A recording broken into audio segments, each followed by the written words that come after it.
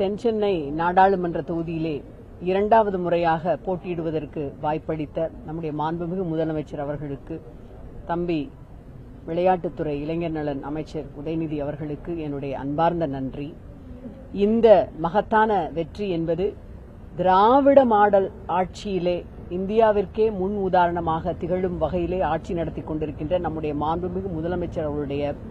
சாதனைகளை மக்கள் ஏற்றுக்கொண்டிருக்கிறார்கள் என்பதன் அத்தாட்சிதான் இது. இந்த மகத்தான வெற்றியை, அதிலும் இத்தனை வாக்குகள் வித்தியாசத்தில்,